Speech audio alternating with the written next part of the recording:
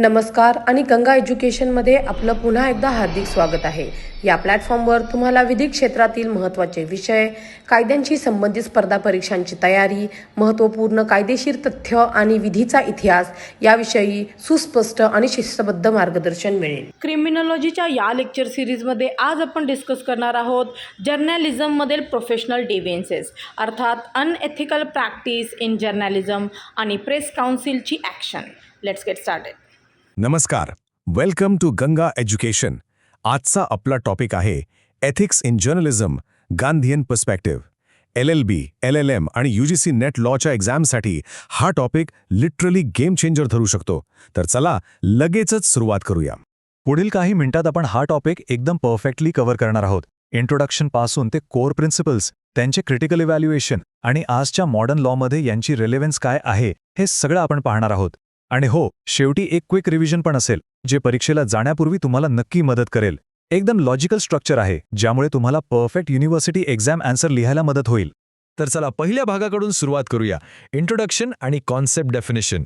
बघा, महात्मा गांधी यांच्या मते जर्नलिझम किंवा पत्रकारिता हे फक्त एक साधे प्रोफेशन नाहीये, तर ती एक सेवा आहे, एक पब्लिक सर्व्हिस जी सत्य आणि अहिंसेवर आधारित असायला हवी. गांधीजींनी पत्रकारितेला एक टेलिओलॉजिकल पर्पज म्हणजेच एक अंतिम उद्देश दिला होता. आणि तो उद्देश काय, तर पब्लिक वेलफेअर किंवा समाज कल्याण.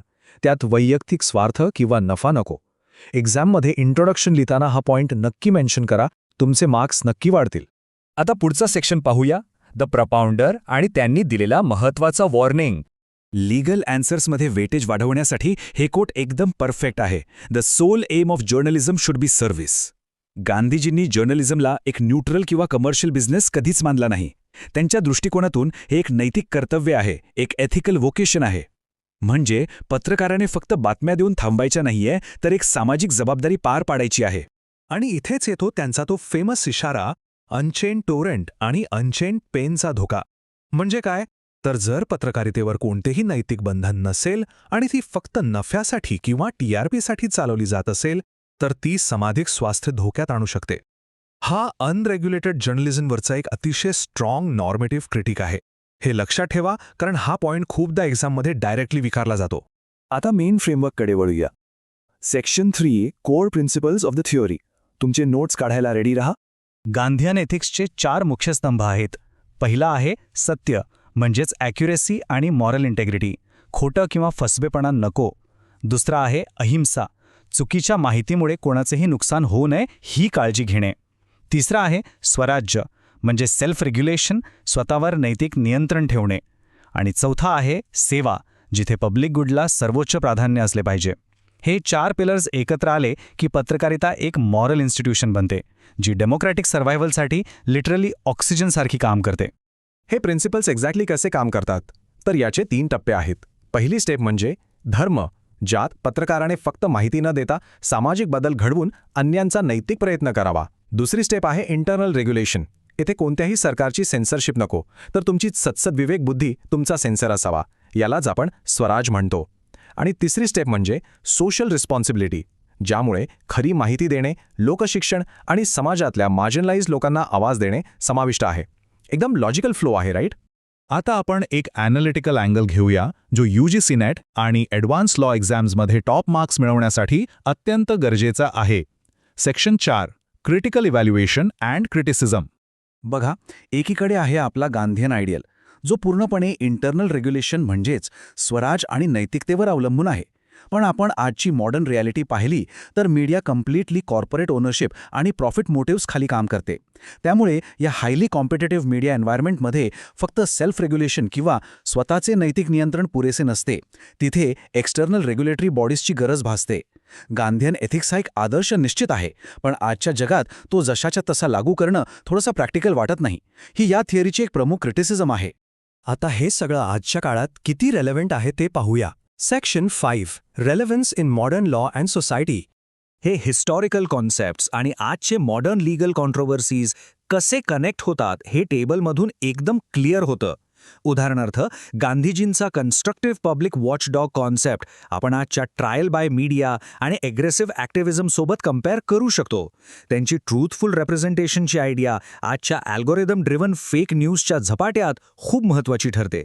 आणि व्हॉइस ऑफ द व्हॉइसलेसचा सिद्धांत आजही स्ट्रक्चरल इनइक्वालिटीज दूर करण्याशी डायरेक्ट जोडला आहे. तुम्हाला माहीत आहे, नेपोलियनने एकदा म्हटले होते की प्रेस किंवा मीडिया हे सैन्य बलापेक्षा म्हणजे मिलिटरी फोर्सपेक्षा जास्त शक्तिशाली असू शकते. आणि नेमकीच हीच ती बात आहे ज्यामुळे गांधीयन रेस्ट्रेंट आज खूप क्रुशियल आहे. मीडियाकडे असलेली ही प्रचंड ताकद संयमाने, सत्य आणि लोकहितासाठी वापरली गेली पाहिजे. एक सुजान लोकशाही टिकून ठेवण्यासाठी हे ॲब्सोल्युटली क्रुशियल आहे. आता वेळ आहे एकदम रॅपिड फायर रिकॅपची. Section 6 quick revision summary. परीक्षेला जाण्यापूर्वी हे हाय यील्ड कीवर्ड्स नक्की रिवाईज करा. पहिला, जर्नलिझम ॲज सेवा. दुसरा, 4 मुख्य स्तंभ, सत्य, अहिंसा, स्वराज आणि सेवा. तिसरा पॉइंट, अनचेन टोरंटची समीक्षा. चौथा, internal regulation versus external accountability. आणि शेवटचा, मीडिया ट्रायल्स आणि फेक न्यूज रोखण्यासाठी असलेली यांची मॉडर्न रेलेव्हन्स. हे पॉइंट्स तुमच्या लॉ आन्सर्समध्ये दिसले की मार्क्स मिळणार हे फिक्स आहे. आता शेवटी एक प्रोव्होकेटिव्ह असे क्वेश्चन जो आपण सर्वांनी विचार करण्यायोग्य आहे. आजच्या या प्रॉफिट ड्रिव्हन डिजिटल युगात हे सेल्फ रेग्युलेशन खरंच टिकू शकत का, की हा अनचेन टॉरंट सत्याला पूर्णपणे बुडवून टाकेल? यावर नक्की विचार करा. For more such law lectures, subscribe to Ganga education. Welcome to Ganga education, features of responsible journalism. नमस्कार विद्यार्थी मित्रांनो, आज आपण एका अत्यंत महत्त्वाच्या विषयावर चर्चा करणार आहोत. फीचर्स ऑफ रिस्पॉन्सिबल जर्नलिझम म्हणजेच जबाबदार पत्रकारितेची वैशिष्ट्ये. LLB, LLM किंवा UGC नेट लॉची तयारी करणाऱ्या प्रत्येकासाठी हा टॉपिक खूपच क्रुशियल आहे. आजचे हे पूर्ण सेशन एक्झाम रेडी असणार आहे, त्यामुळे चला लगेच सुरुवात करूया. अगदी थोडक्यात आजचा आपला सिलेबस मॅप बघून घेऊया. 1. Foundational ideals. 2.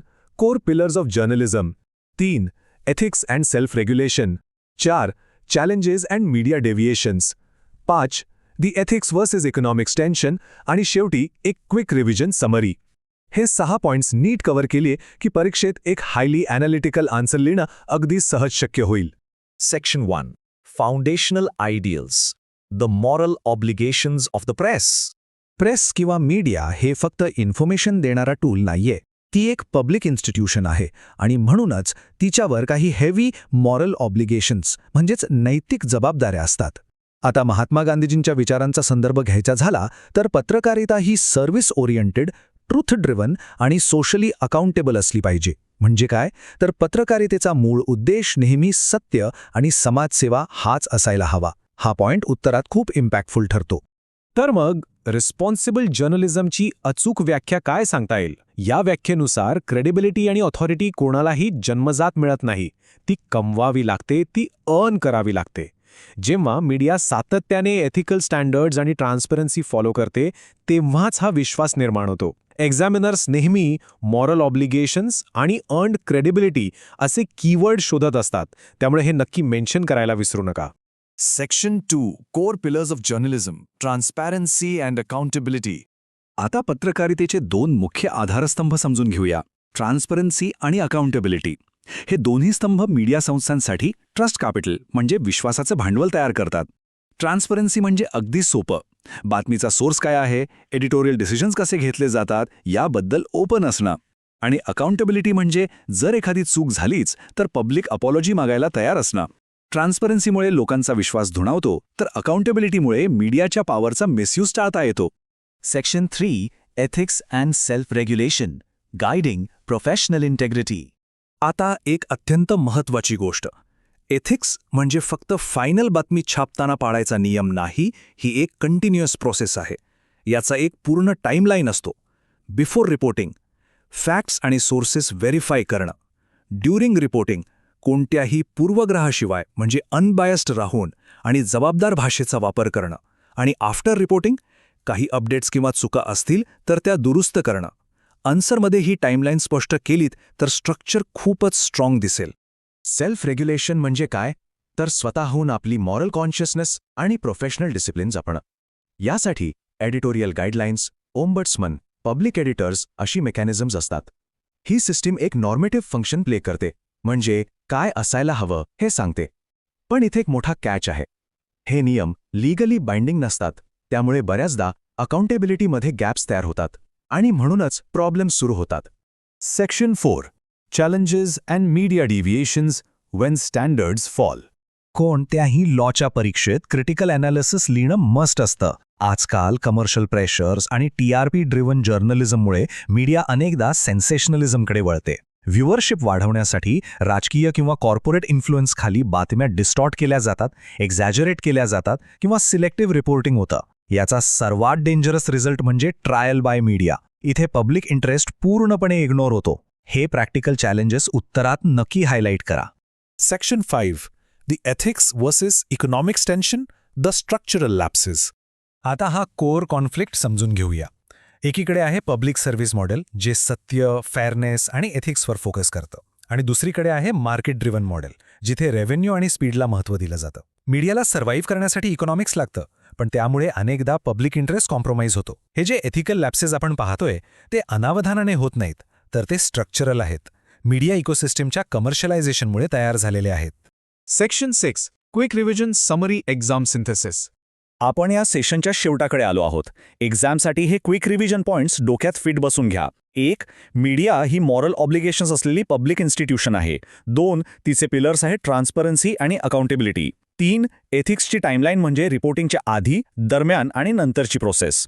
4. मेन टेन्शन आहे पब्लिक सर्व्हिस विरुद्ध मार्केट ड्रिव्हन मॉडेलचं. आणि फायनल कन्क्ल्युजन म्हणजे नुसते नियम असून चालत नाही, जेन्युन कमिटमेंट लागते. हे एवढं लक्षात ठेवलं तरी पुरेसं आहे.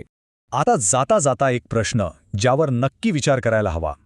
आजच्या या हायली कमोडिफाईड मीडिया लँडस्केपमध्ये, जिथे प्रॉफिट हाच मुख्य उद्देश बनलाय, तिथे केवळ स्वतःच्या सदस्विवेक बुद्धीवर आधारित सेल्फ रेग्युलेशन सत्य टिकवण्यासाठी खरोखर पुरेसं आहे का? या प्रश्नाने उत्तराचा शेवट खूपच इम्पॅक्टफुल होईल. For more such law lectures, subscribe to Ganga education. Welcome to Ganga education, issues with journalism in India. आज आपण एक खूप इम्पॉर्टंट टॉपिक कव्हर करणार आहोत. जर्नलिझमला आपण आयडियलिस्टिकली डेमोक्रेसीचा 4th पिलर म्हणतो, राईट? पण रिॲलिटीमध्ये आजकाल नक्की काय चाललंय? Let's dive into this analysis. आपण हे लीगल आणि स्ट्रक्चरल रिॲलिटीज समजून घेऊ, स्पेशली आपल्या LLB आणि UGC नेट एक्झाम्सच्या पॉईंट ऑफ व्ह्यूनी. आजचा आपला सिलेबस असा असेल: the 4th pillar in crisis, ethics and biased reporting, article 19 and free speech, the TRP manipulation cycle आणि फेलियर ऑफ सेल्फ रेग्युलेशन. आणि हो, शेवटी एक क्विक एक्झाम रिव्हिजन सुद्धा असणार आहे. तर सुरू करूया सेक्शन 1 पासून, the 4th pillar in crisis. Basically जर्नलिझमला आपण 4th पिलर ऑफ डेमोक्रेसी म्हणतो. याचा मेन रोल काय आहे? तर पब्लिक डिस्कोर्सला शेप करणं, अकाउंटेबिलिटी एन्श्युअर करणं आणि डेमोक्रेसीची हेल्थ मेंटेन ठेवणं. पण आजची रियालिटी बघितली तर सिरियस एथिकल आणि स्ट्रक्चरल चॅलेंजेस ह्या पिलरला लिटरली डिस्टेबलाइज करत आहे. इथे एक मेजर ॲनालिटिकल शिफ्ट आपल्याला बघायला मिळतंय. पहिली जी कॉन्सेप्ट होती ती होती ट्रूथ सेंट्रिक जर्नलिझम, जिथे सत्य शोधणं हा प्रायमरी एम होता. लेकिन आता हे प्रॉफिट सेंट्रिक जर्नलिझम बनलं आहे. कमर्शियलायझेशन आणि मार्केट इन्सेंटिव्हजनी एडिटोरियल इंडिपेंडन्सला कम्प्लिटली ओव्हरशॅडो करून टाकला आहे. पुढचा मुद्दा आहे section 2 ethics and biased reporting. आजकाल जर्नलिस्टिक एथिक्सचं कॉन्टिन्युअस इरोजन होत चाललंय. यात सबसे प्रॉमिनंट इश्यूज आहेत पेड न्यूज, फेक न्यूज आणि सेन्सेशनलिझम, म्हणजे छोट्या गोष्टींना खूप मोठा करून दाखवणं. त्याचसोबत मिसलीडिंग क्लिकबेट्स, ब्रीच ऑफ प्रायव्हसी आणि सिलेक्टिव्ह प्रेझेंटेशन ऑफ फॅक्ट्स. हे सगळे टर्म्स एक्झाम पर्स्पेक्टिव्हनी ॲब्सोल्युटली हाय यील्ड आहेत. नोट्समध्ये मार्क करून ठेवा. या बायस रिपोर्टिंगमुळे मीडिया आता फक्त इन्फॉर्मेशन डिनायचा टूल राहिलेला नाहीये, तर ते एक इन्फ्लुएन्स क्रिएट करण्याचा वेपन बनला आहे. एक खूप डेंजरस ट्रेंड आलाय, तो म्हणजे मीडिया ट्रायल्स, जिथे प्रॉपर लीगल ड्यू प्रोसेस शिवायच मीडिया एखाद्याला गिल्टी डिक्लेअर करून टाकते. लॉबिंग, ब्लॅकमेलिंग आणि प्रोपगेंडा कॅम्पेन्स हे डेमोक्रेसीसाठी खरंच एक सिरियस थ्रेट बनले आहेत. Moving on to section 3 article 19 and free speech. आपल्या कॉन्स्टिट्यूशनचा article 19(1)(a freedom of speech and expression guarantee करतो, ज्यात फ्रीडम ऑफ द प्रेस सुद्धा इनहेरंटली इन्क्लुडेड आहे. पण प्रॉब्लेम किंवा फ्रिक्शन तिथे येतो जेव्हा काही मीडिया आउटलेट्स या फ्रीडमचा हॅबिच्युअली मिसयूज करतात आणि त्यामुळेच मग लीगल आणि एथिकल कॉम्प्लिकेशन्स अराईज होतात. इथे एक खूप इंटरेस्टिंग नॉर्मेटिव्ह डिलेमा क्रिएट होतो. एकीकडे आहे एक्सेसिव्ह रेग्युलेशन. जर स्टेटनी प्रेसला जास्त कंट्रोल केला तर फ्रीडमला धोका आहे. दुसरीकडे आहे वीक सेल्फ रेग्युलेशन, ज्याच्यामुळे आपण बघतोय की एथिकल डिक्लाइन होतो. एक प्रॉपर बॅलन्स मेंटेन करणं खूप जरुरी आहे, जो Gandhian principles of freedom with रिस्पॉन्सिबिलिटीवर बेस्ड असेल. आता येतोय आपला section 4, the TRP manipulation cycle. TRP म्हणजेच टार्गेट रेटिंग पॉइंट्स. हे मेट्रिक व्ह्युअरशिप पॅटर्न्स मेजर करण्यासाठी वापरलं जाते, ज्यावरून चॅनलची मार्केट व्हॅल्यू आणि ॲडव्हर्टायझिंग रेव्हेन्यू डिसाईड होतो. सिंपल लॉजिक आहे, जास्त TRP म्हणजे जास्त पैसा. हालीमध्ये ब्रॉडकास्ट ऑडियन्स रिसर्च काउन्सिल म्हणजेच BARC च्या डेटा मॅनिप्युलेशन आणि आर्टिफिशियल इन्फ्लेशनचे जे ॲलिगेशन झाले, त्यांनी या पूर्ण सिस्टमच्या क्रेडिबिलिटीवर खूप मोठे प्रश्नचिन्ह निर्माण केले आहेत. हे एक विशियस सायकल आहे जे मीडियाच्या स्ट्रक्चरल ओव्हर कमर्शियलायझेशनला परफेक्ट तरीकेने एक्सप्लेन करते. स्टेप 1 हायर TRPs, ज्यामुळे मिळतो स्टेप 2 हायर रेव्हेन्यू. आता रेव्हेन्यू वाढवण्यासाठी चॅनल्स काय करतात? स्टेप 3 सेन्सेशनल कंटेंट दाखवतात आणि याचा डायरेक्ट रिझल्ट असतो स्टेप 4 मॅसिव्ह एथिकल कॉम्प्रोमाइज. एक्झाम्समध्येही प्रोग्रेशन अशीच रिप्रोड्यूस करा, ते स्कोरिंग पॉइंट ऑफ व्ह्यूनी काफी युजफुल ठरेल. यानंतर section 5, failure of self regulation. तर आता प्रश्न हा पडतो की काय सेल्फ रेग्युलेशन सचमध्ये म्हणजे खरंच काम करत आहे? इंडियामध्ये मीडिया प्रायमरीली इंटरनल कोड्सवर चालता, लेकिन ग्राउंड रियालिटी बघितली तर कम्प्लिटली व्हॉलंटरी सेल्फ रेग्युलेशनची इफेक्टिव्हनेस खूप डाऊटफुल वाटते. करंट सेल्फ रेग्युलेशन मॉडेलचे मेजर फ्लॉज काय आहेत? तर त्याचे व्हॉलंटरी आणि non binding norms. Enforcement mechanisms extreme weak आहेत, ज्यामुळे व्हायोलेशन्सवर काहीही चेक राहत नाही, ते अनचेक्ड राहून जातात.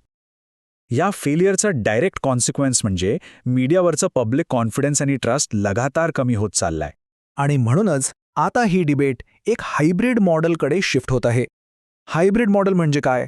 तर सेल्फ रेग्युलेशन आणि स्टॅच्युटरी ओव्हरसाईट या दोघांचं कॉम्बिनेशन, जिथे प्रेस फ्रीडम पण इंटॅक्ट राहील आणि रूल्स एन्फोर्स करण्यासाठी एक प्रॉपर फ्रेमवर्क सुद्धा असेल.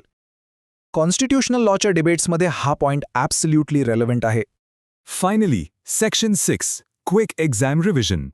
या पूर्ण टॉपिकची कोर थिसिस पटापट समराईज करूया. इंडियन जर्नलिझम आता एक स्ट्रक्चरल क्रायसिस फेस करत आहे. हा फंडामेंटली एथिक्स आणि इकॉनॉमिक्सच्या मधला कॉन्फ्लिक्ट आहे. डिजिटल प्लॅटफॉर्म्स आणि एक्स्ट्रीम कॉम्पिटिटिव्ह प्रेशर्सनी या क्रायसिसला अधिक सिव्हिअर बनवलं आहे. एक्झामच्या रॅपिड फायर रिव्ह्यूसाठी या कीवर्ड्सवर नक्की फोकस करा. पहिला, आर्टिकल 19(1)A च्या हॅबिच्युअल नॉन कम्प्लायन्स. दुसरा, ट्रूथ सेंट्रिकपासून प्रॉफिट सेंट्रिक जर्नलिझमकडे झालेला शिफ्ट. तिसरा, मीडिया ट्रायल्स जे लीगल ड्यू प्रोसेसला कम्प्लिटली बायपास करतात. चौथा, सेन्सेशनलिझम ड्राईव्ह करणारी TRP सायकल. आणि पाचवा, सेल्फ रेग्युलेशनचा फेलियर, ज्यामुळे अर्जंट रिफॉर्मची रिक्वायरमेंट आहे. पण बघायला गेला तर सोल्युशनसुद्धा तितकेच इम्पॉर्टंट आहेत, राईट? मीडियाला त्यांच्या फाउंडेशनल पर्पजकडे परत आणण्यासाठी एक मल्टीप्रॉंग्ड अप्रोच हवाय. यात एथिकल स्टँडर्ड्स स्ट्रेंथन करणं, ट्रान्सपरन्सी इन्शॉर करणं, सेल्फ रेग्युलेशन इम्प्रूव्ह करणं आणि सगळ्यात महत्त्वाचा, सोसायटीमध्ये मीडिया लिटरसी फॉस्टर करणं शामिल आहे. अखेरमध्ये या एक प्रोव्होकेटिव्ह थॉटवर नक्की विचार करा. का जर्नलिझम आपल्या पब्लिक सर्व्हिसच्या फाउंडेशनल पर्पजकडे परत येऊ शकतं? किंवा कमर्शियलायझेशन इतका पुढे गेलाय की त्याला फिक्स करणं आता ऑलमोस्ट इम्पॉसिबल आहे? या टॉपिकला डीपली ॲनालाइज नक्की करा. For more such law lectures subscribe to Ganga education. आजच्या या विशेष लेक्चरमध्ये आपण एका अत्यंत महत्त्वाच्या आणि तितक्याच इंटरेस्टिंग विषयावर चर्चा करणार आहोत. तो म्हणजे reforms initiated in USA in journalism. जे विद्यार्थी LLB, LLM किंवा UGC नेट लॉची तयारी करत आहेत त्यांच्यासाठी हे सेशन एकदम परफेक्ट आहे. आज आपण मीडिया लॉ आणि एथिक्सचा पाया नेमका कसा रचला गेला हे अगदी सोप्या संवादात्मक भाषेत समजून घेणार आहोत. तर वही आणि पेन नक्कीच सोबत ठेवा, कारण आपण थेट विषयाला सुरुवात करत आहोत. तर आजच्या या एक्सप्लेनरचे महत्त्वाचे टप्पे काय आहेत ते पटकन पाहूया. आपण सुरुवात करू एरा ऑफ येलो जर्नलिझमने, मग the ethical reform campaign, ASNE canons of journalism आणि द हचिन्स कमिशन पाहू. त्यानंतर मॉडर्न रेलेव्हन्स आणि शेवटी एक क्विक एक्झाम रिव्हिजन. हा जो क्रोनॉलॉजिकल फ्लो आहे ना, तो परीक्षेच्या दृष्टीने प्रत्येक महत्त्वाचा मुद्दा कव्हर करेल. चला तर मग सुरुवात करूया आपल्या पहिल्या टप्प्यापासून, इरा ऑफ येलो जर्नलिझम. आता ह्या समस्येची नेमकी सुरुवात कुठून झाली? हे येलो जर्नलिझम किंवा ज्याला आपण पीत पत्रकारिता म्हणतो ते नेमकं आहे तरी काय? पहा, 1890च्या दशकात अमेरिकेत हा प्रकार अक्षरशः वणव्यासारखा फोफाला होता. बातम्यांमध्ये प्रचंड अतिशयोक्ती आणि सेन्सेशनलिझम भरलेला असायचा. परीक्षेच्या दृष्टीने इथे 2 नावे अत्यंत महत्त्वाची आहेत बरं का, जोसेफ पुलित्झर आणि विल्यम रँडॉल्फ हर्स्ट. या दोघांच्या वृत्तपत्रांमध्ये जी कट थ्रोट कॉम्पिटिशन म्हणजेच जीवघेणी स्पर्धा होती ना, त्यातूनच हा प्रकार जन्माला आला. हे कीवर्ड्स नोट्समध्ये नक्की हायलाईट करा. पण मग प्रश्न पडतो की या अनियंत्रित मीडियाचा समाजावर नेमका काय परिणाम झाला? तर हेडलाईन्स प्रचंड भडक आणि लक्ष वेधून घेणाऱ्या असायच्या. गुन्हेगारी आणि स्कॅन्डल्सना फाजील महत्त्व दिलं गेलं. बातम्यांचं पूर्णपणे कमर्शियलायझेशन झालं होतं. म्हणजेच सत्यापेक्षा नफ्याला जास्त महत्त्व दिलं जाऊ लागलं. आणि साहजिकच ह्यामुळे लोकांपर्यंत चुकीची माहिती पोचू लागली. उत्तरात हा एक महत्त्वाचा वाक्यप्रचार नक्की असायला हवा. डिस्टॉर्शन ऑफ डेमोक्रॅटिक डिस्कोर्स, म्हणजेच लोकशाहीच्या चर्चेला कलुषित करण्याचं काम या केवळ नफा कमवणाऱ्या मॉडेलने केलं.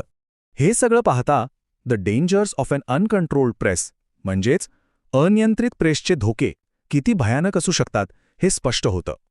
आणि हे केवळ अमेरिकेपुरतेच मर्यादित नव्हते बरं का. विशेष म्हणजे याच धोक्यांबद्दल पुढे जाऊन महात्मा गांधींनीही त्यांच्या लेखनातून चिंता व्यक्त केली होती. अमेरिकन पत्रकारितेचा इतिहास आणि आपला भारतीय शैक्षणिक संदर्भ जोडण्यासाठी हा कोड परीक्षेत तुम्हाला हमखास उपयोगी पडेल.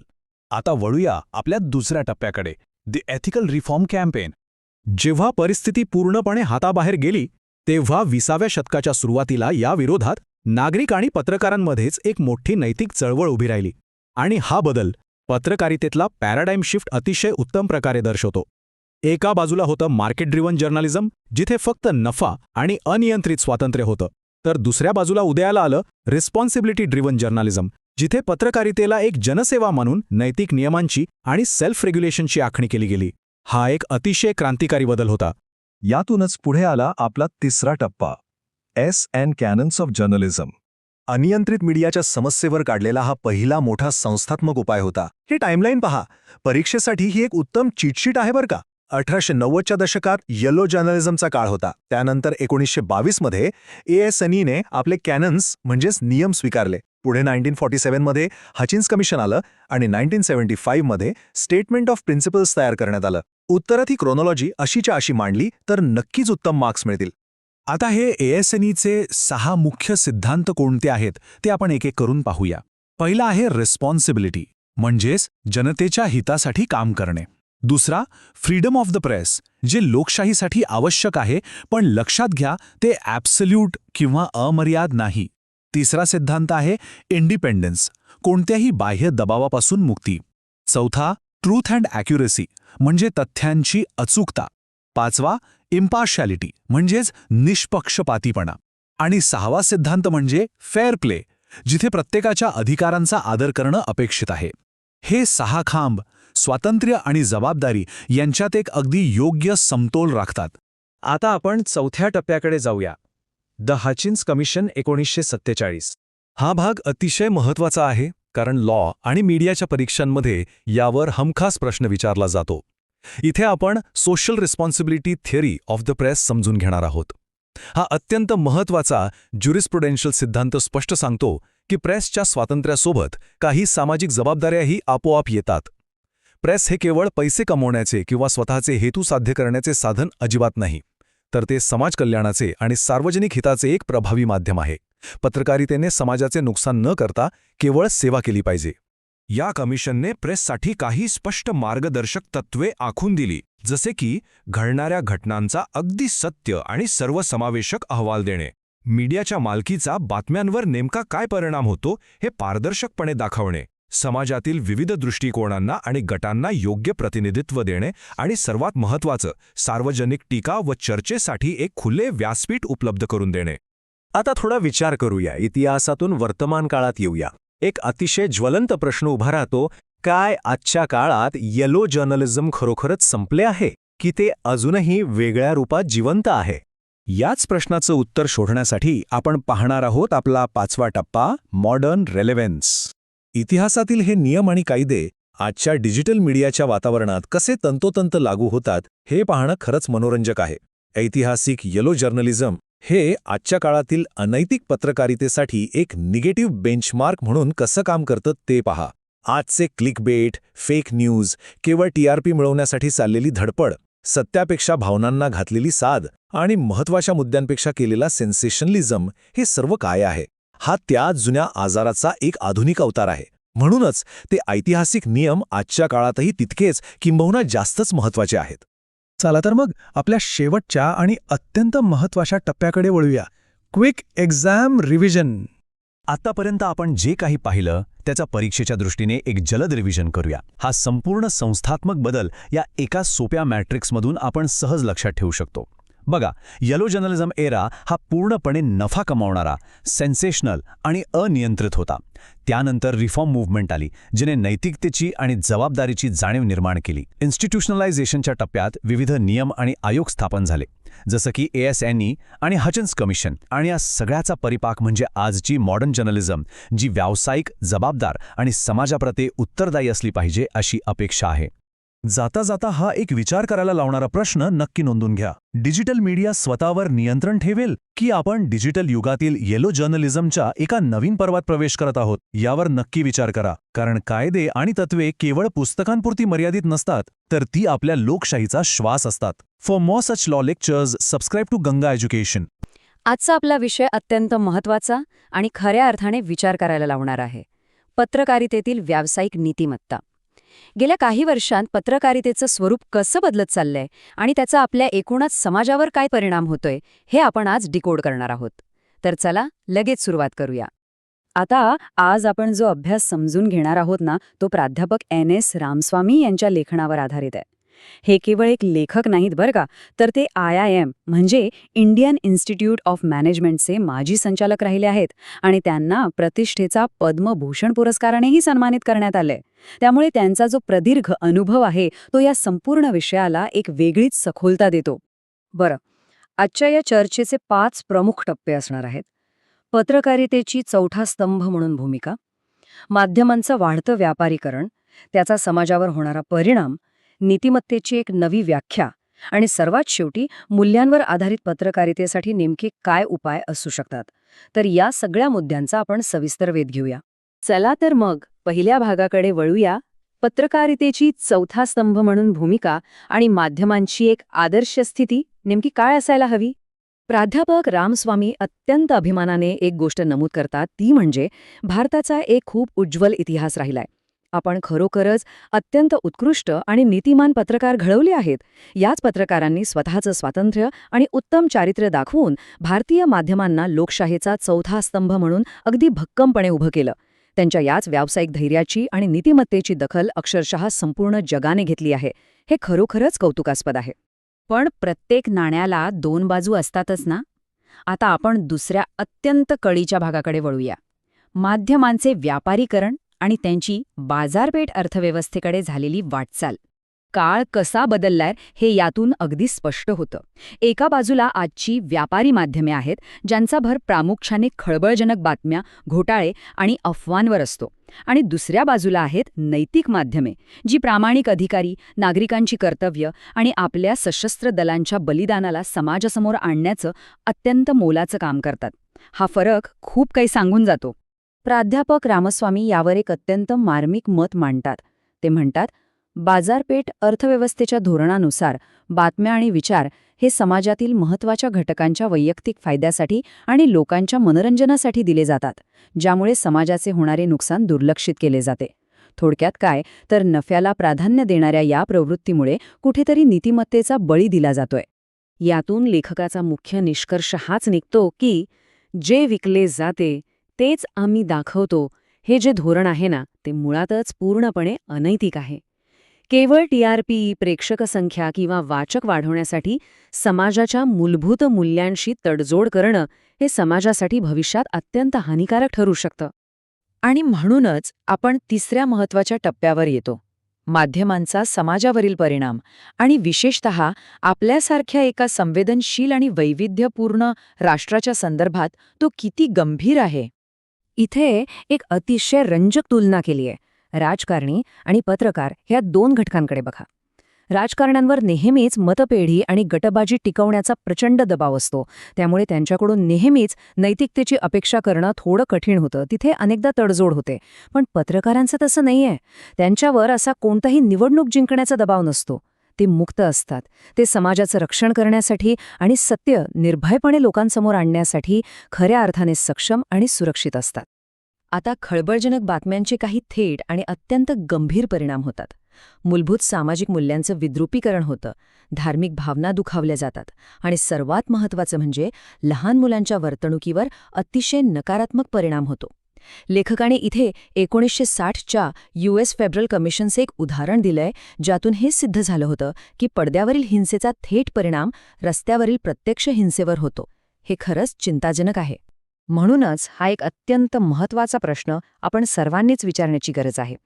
जेव्हा शूर सैनिक आणि प्रामाणिक पोलिसांचे बलिदान दुर्लक्षित करून केवळ सेलिब्रिटींच्या अफवांना आणि गॉसिप्सना अवास्तव महत्त्व दिलं जातं, तेव्हा समाजाच्या मनोधैर्याचं नेमकं काय होतं? वृत्तपत्रांची पहिली पाने केवळ गुन्हेगारीला दिली जातात आणि समाजहितासाठी झटणाऱ्यांना बाजूला सारलं जातं. या लपलेल्या पक्षपातामुळे प्रामाणिक आणि कर्तव्यदक्ष नागरिकांमध्ये नक्कीच एक प्रकारची निराशा निर्माण होते.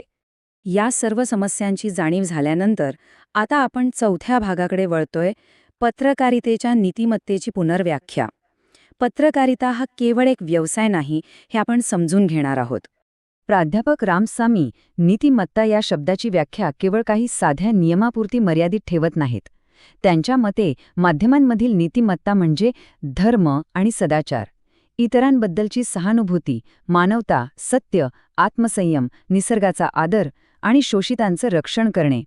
हा दृष्टिकोन खरोखरच खूप व्यापक आणि मानवीय मूल्यांवर आधारित आहे. आणि नेमक्या ह्याच विचारातून मूल्यांवर आधारित पत्रकारिता ही अत्यंत महत्त्वाची संकल्पना पुढे येते. याचा सरळ अर्थ असा आहे की फक्त माहिती देणं किंवा केवळ व्यावसायिक उद्दिष्टे पूर्ण करणं एवढंच नाही, तर समाजातील सत्य, उच्च मूल्य आणि समाजाची एकता अबाधित राखण्यासाठी जाणीवपूर्वक वेळ आणि जागा राखून ठेवणं. हे सगळं साध्य कसं करायचं? तर या प्रश्नाचं उत्तर आपल्याला शेवटच्या टप्प्यात मिळतं, मूल्यांवर आधारित पत्रकारितेसाठी उपाय आणि पुढचा मार्ग. पत्रकारितेचा हा ढासळत जाणारा दर्जा सुधारण्यासाठी लेखकाने काही अत्यंत प्रभावी आणि ठोस उपाय सुचवले आहेत. विद्यापीठांच्या पत्रकारिता अभ्यासक्रमात नीतिमत्तेचा औपचारिक समावेश करणं, व्यावसायिक नीतीवर नियमित चर्चासत्रे आयोजित करणं, पत्रकार आणि व्यवस्थापकांचे कौशल्य वाढवून त्यांना प्रमाणित करणं आणि सर्वात मुख्य म्हणजे मुद्रित आणि इलेक्ट्रॉनिक माध्यमांमध्ये उच्च मूल्यांसाठी जाणीवपूर्वक जागा ठेवणं. या अशा काही ठोस पावलांमुळे नक्कीच एक मोठा सकारात्मक बदल घडू शकतो.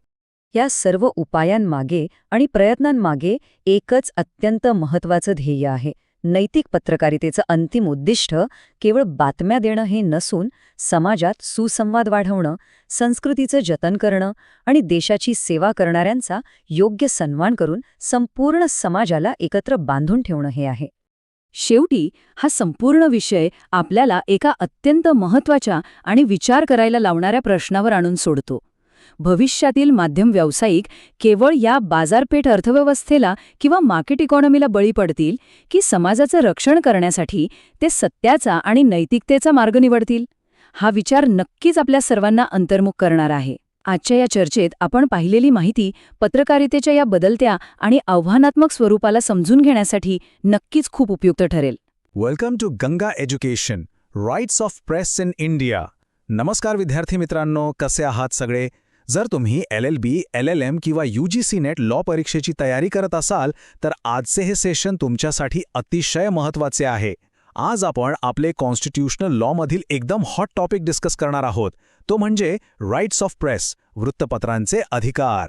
एक्झाममध्ये यावर क्वेश्चन्स येतातच, त्यामुळे एकदम लक्ष देऊ नये का? Okay, let's start. फटाफट पाहूया आज आपण काय काय कव्हर करणार आहोत. एकूण 5 मेन पिलर्स आहेत: constitutional basis, core rights of the press, landmark case laws, reasonable restrictions आणि शेवटी आपली फेवरेट क्विक एक्झाम रिव्हिजन. तर सुरू करूया आपल्या पहिल्या सेक्शनपासून, कॉन्स्टिट्यूशनल बेसिस, आर्टिकल 19(1)A चे ओरिजिन्स. आता तुम्हाला एक आश्चर्यकारक गोष्ट सांगू का? आपल्या भारतीय संविधानात फ्रीडम ऑफ प्रेस अशा कोणत्याही वेगळ्या अधिकाराचा स्पष्ट उल्लेख नाहीये. हो, खरंच डॉक्टर B.R. आंबेडकरांनी घटना समितीत एकदम क्लिअर केले होते की प्रेसला सामान्य नागरिकांपेक्षा काहीही वेगळे अधिकार नाहीत. मग प्रेसकडे एवढी पॉवर येते कुठून? ती येते आर्टिकल 19(1)A मधून, freedom of speech and expression. म्हणजेच जो अधिकार एक सामान्य नागरिकाला आहे आपले विचार मांडण्याचा, लेखन करण्याचा आणि प्रसारित करण्याचा, त्याच फंडामेंटल राईटमधून प्रेसला सुद्धा ताकद मिळते. किती इंटरेस्टिंग आहे ना हे? पुढचा भाग, core rights of the press, beyond just printing. आता बघा, फ्रीडम ऑफ एक्सप्रेशन म्हणजे फक्त पेपरवर छापणे नव्हे बरं का. आर्टिकल 19(1) मधून काही इम्प्लाइड राईट्स म्हणजेच अंतर्गत अधिकार नॅचरली निर्माण होतात. उदाहरणार्थ माहिती छापणे आणि ती सर्क्युलेट करणे, RTI ॲक्ट 2005 चा वापर करून इन्फॉर्मेशन मिळवणे, इंटरव्ह्यूज घेणे, कोर्ट प्रोसिडिंग्ज रिपोर्ट करणे, कमर्शियल स्पीच म्हणजेच जाहिराती देणे आणि सर्वात महत्त्वाचं सरकारच्या चुकीच्या धोरणांवर टीका करणे किंवा आपली असहमती दर्शवणे, राईट टू डिसेंट. एका सक्सेसफुल जर्नलिस्टसाठी हे सगळे अधिकार लिटरली ऑक्सिजनसारखे आहेत.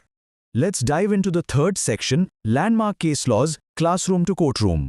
मित्रांनो, लॉ एक्झाम्समध्ये केस लॉजवरून मार्क्स ठरतात हे तर तुम्हाला माहीतच आहे, त्यामुळे हा सेक्शन एकदम परफेक्ट पार्ट पाहिजे. पहिली लँडमार्क केस आहे रोमेश थापर व स्टेट ऑफ मद्रासची 1950 की, ज्यामध्ये सुप्रीम कोर्टने क्लिअर केला की सर्क्युलेशन म्हणजेच पेपरचं वितरण हे पेपर छापण्याइतकंच महत्त्वाचं आहे. दुसरी आहे बेनेट कोलमन केस, जिथे कोर्टने थुंकावून सांगितलं की वृत्तपत्रांची पाने किती असावेत किंवा सर्क्युलेशन किती असावा हे ठरवण्याचा अधिकार सरकारला नाहीये. आणि तिसरी सकाल पेपर्स केस, जिथे निश्चित केला गेला की state laws direct freedom of स्पीचवर आक्रमण करू शकत नाहीत. नोट करून ठेवा हे सगळं. अजून काही केसेस पाहूया. इंटरव्ह्यूइंग प्रिझनर्सबाबत प्रभादत्त आणि चारुलता जोशी केसेस खूप महत्त्वाचे आहेत. येथील सिंपल नियम असा आहे की कायद्यांची मुलाखत घेण्यासाठी त्यांची स्वतःची संमती म्हणजे कन्सेंट असणे कंपल्सरी आहे. कोर्ट प्रोसिडिंग्जबद्दल बोलायचं झाला तर नारेश श्रीधर केसनुसार न्यायालयाला इन कॅमेरा प्रोसिडिंग्ज घेण्याचा पुरा अधिकार आहे. म्हणजे जस्टिससाठी गरज असेल तर प्रेसला बाहेर ठेवलं जाऊ शकतं. आणि शेवटी टाटा प्रेस केस. यात कोर्टने सांगितलं की जाहिरात देणे हा एक प्रकारचा कमर्शियल स्पीच आहे आणि तो आपल्या फंडामेंटल राईटचा भाग आहे. चला पुढे जाऊया. चौथा भाग, reasonable restrictions, boundaries under article 19(2). एक गोष्ट नेहमी लक्षात ठेवा, भारतात कोणताही फंडामेंटल राईट ॲब्सोल्यूट नाही. त्यामुळे प्रेसच्या या स्वातंत्र्यावरही काही रिझनेबल रिस्ट्रिक्शन्स आहेत. हे आर्टिकल 19(2) चे ग्राउंड्स आहेत, ज्यांच्या आधारावर सरकार मर्यादा आणू शकते. हे मुद्दे एक्झॅक्टली पाठ असायला हवेत. देशाची सार्वभौमत्व आणि एकात्मता, राज्याची सुरक्षा, परराष्ट्रांशी असलेले friendly relations, public order, decency, contempt of court, defamation म्हणजे बदनामी आणि एखाद्या गुन्ह्याला प्रोत्साहन देणे. फक्त याच ग्राउंड्सवर प्रेसवर बंधने घालतील, इतर कोणत्याही रिझनवरून नाही. क्लिअर? या रेस्ट्रिक्शन्समधील एक सर्वात कॉमनली युज्ड लीगल टूल म्हणजे डिफेमेशन, जो IPCच्या सेक्शन 499च्या अंतर्गत येतो. व्याख्या लक्षात घ्या. एखाद्या व्यक्तीची जाणून बुजून प्रतिष्ठा मलिन करणे, त्या व्यक्तीविषयी द्वेष निर्माण करणे, मग ते लेखनी, चित्रे किंवा कार्टून्सच्या माध्यमातून का असेना. पत्रकारांसमोर ही एक मोठा आव्हान आहे, कारण प्रॅक्टिकली या कायद्याचा वापर वारंवार केला जातो त्यांच्यावर प्रेशर आणण्यासाठी. पण इथे एक पॉइंट नोट करा. क्रिमिनल डिफेमेशन आणि गुड फेथ क्रिटिक म्हणजे सद्भावनेने केलेली टीका यामध्ये खूप मोठा डिफरन्स आहे. जर एखादी टीका पब्लिक इंटरेस्टमध्ये म्हणजे जनहितासाठी आणि गुड फेथमध्ये केली असेल तर ती डिफेमेशन मानली जात नाही. हा एसेन्शियल लीगल डिफेन्स लॉ स्टुडंट्सला माहीत असणं अत्यंत आवश्यक आहे. पुढची अतिशय कॉन्ट्रोवर्शियल आणि महत्त्वाची कॉन्सेप्ट आहे सेडिशन म्हणजेच देशद्रोह. हा एक्झामचा एक खूप महत्त्वाचा कीवर्ड आहे. IPC सेक्शन 124A अंतर्गत शब्दांमुळे, लेखनामुळे किंवा कृतीमुळे सरकारबद्दल द्वेष किंवा असंतोष निर्माण करण्याचा प्रयत्न करणे म्हणजेच सेडिशन. याची शिक्षा आजीवन कारावासही असू शकते. इमॅजिन करा किती कठोर कलम आहे हे. पण इथेही कोर्टने सेडिशन आणि लेजिटिमेट डिसेंटमध्ये एक स्पष्ट रेषा आखली आहे.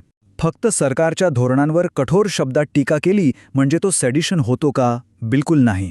जोपर्यंत त्या शब्दांमुळे हिंसा म्हणजेच व्हायलन्स किंवा पब्लिक डिसऑर्डर निर्माण होत नाही, तोपर्यंत ती टीका एक लेजिटिमेट डिसेंट म्हणजेच वाजवी असहमती मानली जाते. एक फ्री डेमोक्रेसीमध्ये पत्रकारांसाठी हा अधिकार खूप गरजेचा आहे. पाहूया सेक्शनकडे वळूया. Quick exam revision summary. चला रॅपिड फायर रिव्हिजन करूया. पॉइंट 1 प्रेसचे अधिकार आर्टिकल 19(1) मध्ये अंतर्गत आहेत. पॉइंट 2 त्यांचे रेस्ट्रिक्शन्स फॅक्टा आर्टिकल 19(2) नुसारच लागू होतात. डिफेमेशन दिसला की लगेच 499 IPC आठवला पाहिजे. सेडिशन आला की सेक्शन 124A IPC. आणि फ्रीडम ऑफ सर्क्युलेशनची महत्त्वाची लँडमार्क केस म्हणजे रोमेश थापर. हे नोट्स परीक्षेच्या दृष्टिकोनातून एकदम सुवर्णासारखे आहेत. हे पाठच असायला हवे. आता जाता जाता एक अत्यंत विचार करण्याजोगा प्रश्न. जर प्रेस स्वातंत्र्य संविधानात स्पष्टपणे लिहिलेलं नसून फक्त इम्प्लाइड असेल तर त्यामुळे ते सरकारच्या हस्तक्षेपाला म्हणजे लेजिस्लेटिव्ह ओव्हररीचला अधिक बली पडण्यासारखे आहे का? या प्रश्नावर नक्की विचार करा. एसे आन्सर्ससाठी हा एक उत्तम ॲनालिटिकल अँगल बनू शकतो. आणि याचबरोबर आपले आजचे हे सेशन इथेच संपते. मला खात्री आहे की तुमचे सर्व कॉन्सेप्ट्स क्लिअर झाले असतील. For more such law lectures subscribe to Ganga education. Welcome to Ganga education, media regulation in India. नमस्कार विद्यार्थी मित्रांनो, आजच्या या स्पेशल एक्सप्लेनरमध्ये आपल्याला एक अत्यंत महत्त्वाचा आणि इक्वली इंटरेस्टिंग टॉपिक कव्हर करायचा आहे, तो म्हणजे मीडिया रेग्युलेशन. LLB, LLM किंवा UGC नेट लॉची तयारी करत असाल तर हा विषय ॲब्सल्युटली क्रुशियल आहे. तर चला वेळ न घालवता लगेच सुरू करूया. आजचा आपला फोकस या 4 मेन सेक्शन्सवर असेल. आपण एक perfect diagnosis to prescription model वापरणार आहोत, म्हणजेच आधी समस्या ओळखायची आणि मग त्यावर उपाय शोधायचा. एक्झाममध्ये top scoring long form answers लिहिण्यासाठी हा अप्रोच एकदम गेम चेंजर ठरतो. Okay, let's dive right into this. Section 1. Introduction to Media Regulation. आदर्श स्थिती किंवा आयडियल सिनॅरिओमध्ये पत्रकारिता ही लोकशाहीचा स्तंभ मानली जाते, राईट? पण येथे स्वातंत्र्य आणि जबाबदारी म्हणजेच फ्रीडम आणि अकाउंटेबिलिटी या 2 गोष्टींमध्ये बॅलन्स असणं खूप गरजेचं आहे. आता सध्याची जी रेग्युलेटरी फ्रेमवर्क आहे ती self regulation plus limited statutory कंट्रोलवर आधारलेली आहे. सोप्या भाषेत सांगायचे तर मीडियाने स्वतःवर नियंत्रण ठेवणं आणि त्यासोबतच कायद्याचा थोडासा नियंत्रण असणं. आता करंट डिबेटमध्ये मुख्य प्रश्न हा नाहीये की रेग्युलेशन असावा की नको. खरोखर प्रश्न हा आहे की सध्याची जी सिस्टीम आहे ती प्रत्यक्षात काम करते का? आणि तिथेच प्रॉब्लेम येतो. Let's move to section 2, issues in the existing architecture.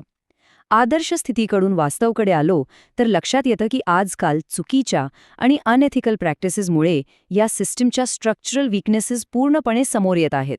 Reality बघायची झाली तर सध्याच्या सिस्टमकडे फक्त मॉरल अथॉरिटी आहे. प्रेस काउन्सिल ऑफ इंडिया किंवा न्यूज ब्रॉडकास्टिंग स्टँडर्ड्स अथॉरिटी सारख्या संस्था फक्त मॉरल आधारावर सल्ला देऊ शकतात. त्यांच्याकडे स्ट्रॉंग प्युनिटिव्ह पॉवर्स नाहीत, म्हणजेच लीगल एन्फोर्सिबिलिटी मिसिंग आहे. कडक शिक्षा नसल्यामुळे फेक न्यूज किंवा बायस्ड रिपोर्टिंगला आळा घालणं लिटरली अवघड झालं आहे. आता एक्झामसाठी हा एक गोल्डन कीवर्ड लक्षात ठेवा, कंप्लायन्स डेफिसिट. LLB किंवा UGC नेटचा आन्सर्समध्ये हा शब्द हायलाईट केल्यास एक्स्ट्रा मार्क्स नक्की मिळतील. याचा अर्थ असा होतो की नियम आणि गाईडलाईन्स कागदावर तर मस्त आहेत, पण प्रत्यक्षात त्यांचे पालन होत नाहीये. ही एक कम्प्लिटली सिस्टमिक फेलियर आहे. सध्याच्या मीडियामध्ये कमर्शलायझेशन म्हणजेच व्यापारीकरण एवढा वाढला आहे की त्यांचा इंटरनल मॉरल कंपास कमजोर झाला आहे. आत्मपरीक्षण किंवा इंट्रोस्पेक्शन तर होतच नाहीये. आणि जेव्हा स्वतःहून करेक्शन होत नाही तेव्हा रेग्युलेशन हे बाहेरून थोपवलेल्यासारखं वाटतं. याचा सर्वात मोठा धोका लोकशाहीलाच होतो. एक महत्त्वाचा प्रश्न उद्भवतो, जेव्हा मीडिया स्वतःची विश्वासार्हता आणि लोकांचा विश्वास गमावतो तेव्हा नक्की काय होतं? याचं उत्तर एकदम सिंपल आणि भयानक आहे. मीडियाची एक डेमोक्रेटिक इन्स्टिट्यूशन म्हणून जी लेजिटिमसी आहे तिलाच धोका पोचतो. पब्लिक ट्रस्ट गेला की सगळंच गेलं. तर समस्या तर आपण पाहिल्या, आता यावर उपाय काय? Let's step into section 3, the way forward. नक्की कोणते ॲक्शनेबल लीगल रिफॉर्म्स अपेक्षित आहेत ते पाहूया. रिफॉर्मसाठी या 3 स्टेप्स घेणं अत्यंत गरजेचं आहे. पहिला म्हणजे एडिटर्स गिल्ड आणि PCI सारख्या संस्थांनी नैतिकतेवर राष्ट्रीय चर्चा सुरू करायला हवी. दुसरी स्टेप आहे इन्स्टिट्यूशनल रिफॉर्म्स आणि मेजर्ड प्युनिटिव्ह पॉवर्स आणणे. आणि तिसरी सेल्फ रेग्युलेशनला एक प्रोफेशनल कल्चर बनवणे. लक्षात घ्या, जर वेळेच हे रिफॉर्म्स आले नाहीत तर UKमधील news of the world phone hacking स्कॅन्डलसारखी स्थिती उद्भवू शकते, जिथे नैतिक चुकांमुळे लोकांचा रोष वाढला आणि कठोर कायद्याची वेळ आली. आपल्याकडे सुद्धा अशी अचानक आणि कडक ॲक्शन घेण्याची वेळ येऊ नये म्हणून हे सेल्फ करेक्शन अतिशय महत्त्वाचं आहे. कॉन्स्टिट्यूशनल लॉचा हा बेसिक मुद्दा आपल्या सगळ्यांना माहितीच आहे. आर्टिकल 19(1)A अंतर्गत फ्रीडम ऑफ द प्रेस हे फंडामेंटल आहे, पण ते ॲब्सल्यूट नाही आहे, राईट? त्यासोबत आर्टिकल 19(2) नुसार रिझनेबल रेस्ट्रिक्शन्स येतातच. मीडियाला आपली ही दुहेरी भूमिका ओळखावी लागेल, अन्यथा एथिकल कोलॅप्स अटल आहे. एक्झामच्या दृष्टीने हा सोशल कॉन्ट्रॅक्टचा कन्सेप्ट एक बेस्ट ॲनालिटिकल फ्रेमवर्क आहे. मीडिया आणि समाज यात एक म्युच्युअल करार आहे. मीडियानं सत्य आणि निष्पक्षपाती माहिती देणे अपेक्षित आहे आणि त्या बदल्यात नागरिक मीडियावर ट्रस्ट धरतात, त्यांना लेजिटिमेसी देतात. हा सोशल कॉन्ट्रॅक्ट मोडला तर मीडियाचं अस्तित्व धोक्यात येतं. आणि या सगळ्या चर्चेचा सार महात्मा गांधींच्या या एका वाक्यात मिळतो, "the uncontrolled pen serves but to destroy." म्हणजेच अनियंत्रित लेखन फक्त विनाशशीकडे नेतं. आन्सर्सच्या कन्क्लुजनमध्ये हे कोट लिहिणं अत्यंत प्रभावी ठरतं.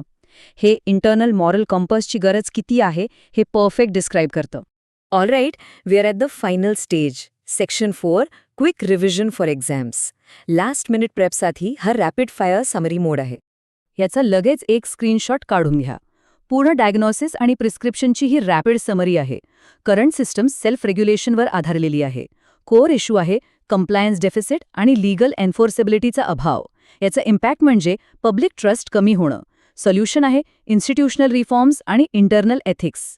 आणि शेवटी आपला की टेकअवे गांधीजींचा अनकंट्रोल्ड पेनचा कोट. शेवटी एक विचार करण्याजोगा प्रश्न आहे. सत्य आणि पब्लिक इंटरेस्ट जपून ठेवण्यासाठी मीडिया क्षेत्राकडून ज्या कलेक्टिव्ह मॉरल कमिटमेंटची अपेक्षा आहे ती ते पूर्ण करू शकतील का? हाच आजचा आपला फायनल थॉट आहे ज्यावर आपण सगळ्यांनी विचार करायला हवा. For more such law lectures subscribe to Ganga education. Welcome to Ganga education. भारतातील पत्रकारितेचे नियमन करणारे कायदे आणि संस्था या अत्यंत महत्त्वाच्या टॉपिकवरच्या आजच्या या सविस्तर विश्लेषणात तुमचं स्वागत आहे. तुम्ही LLB, LLM करत असाल किंवा UGC नेटची तयारी करत असाल तर हा विषय तुमच्यासाठी अक्षरशः गेम चेंजर ठरू शकतो. चला तर मग वेळ न घालवता थेट आजच्या या सेशनला सुरुवात करूया आणि परीक्षेच्या दृष्टीने आवश्यक असलेल्या सर्व कन्सेप्ट्स एकदम क्लिअर करून घेऊया. आजच्या या विश्लेषणाची रूपरेषा अगदी सोपी आणि सरळ आहे. मीडिया नियमनाचा परिचय, press council of India, news broadcasting standards authority, cable TV network कायदा आणि भारताचे हायब्रिड मॉडेल यावर आपण टप्प्याटप्प्याने चर्चा करणार आहोत. आणि हो, लेक्चरच्या शेवटी आपण एक क्विक रिव्हिजन सुद्धा घेणार आहोत जेणेकरून परीक्षेत तुम्हाला हे सगळं अगदी वेळेवर आठवेल. Section 1, media regulation introduction. आता बघा, मीडियाचं स्वातंत्र्य आणि त्यांची जबाबदारी या दोन्हीमध्ये नेहमीच एक प्रकारचा तणाव पाहायला मिळतो. हा तणाव नेमका काय आहे ते आपण आधी समजून घेऊया. तुम्हाला माहितीच आहे, प्रसारमाध्यमे लोकशाहीचा चौथा स्तंभ मानली जातात. पण विचार करा, जर त्यांना अमर्याद स्वातंत्र्य दिलं तर काय होईल? म्हणूनच स्वातंत्र्य विरुद्ध उत्तरदायित्व म्हणजेच फ्रीडम वर्सेस अकाउंटेबिलिटी हा मुद्दा समोर येतो. आता भारताचा विचार केला तर इथे पूर्णपणे सरकारी नियंत्रण नाहीये. त्याऐवजी आपण एक अतिशय बॅलन्स्ड असं हायब्रिड मॉडेल स्वीकारलं आहे. म्हणजे काय तर इथे स्वनियमन, सेल्फ रेग्युलेशन तर आहेच, पण सोबतच त्याला कायदेशीर किंवा वैधानिक देखरेखीची जोडही दिली आहे. थोडक्यात प्रसारमाध्यमे स्वतंत्र राहावीत, पण त्यांनी भान विसरू नये हा यामागचा साधा आणि सरळ उद्देश आहे. Section 2, press council of India, PCI, guardian of print media. आता आपण पहिल्या प्रमुख नियामक संस्थेकडे वळतोय. ही संस्था विशेषतः छापील माध्यमांवर म्हणजेच प्रिंट मीडियाच्या कामकाजावर लक्ष ठेवते. आता परीक्षेच्या दृष्टीने अत्यंत महत्त्वाचे असे 2 शब्द डोक्यात फिट बसून घ्या. वैधानिक म्हणजेच स्टॅट्युचरी आणि निमन्यायिक म्हणजेच क्वासी ज्युडिशियल. भारतीय प्रेस परिषद ही संसदेच्या कायद्याने बनलेली वैधानिक संस्था आहे आणि ती तक्रारींवर सुनावणी करू शकते, म्हणूनच तिला निमन्यायिक दर्जा प्राप्त आहे. LLBच्या आन्सर शीट्समध्ये हे कीवर्ड्स दिसलेच पाहिजेत, कारण यावरूनच एक्झामिनरला समजतं की तुमची लीगल कन्सेप्ट एकदम क्लिअर आहे.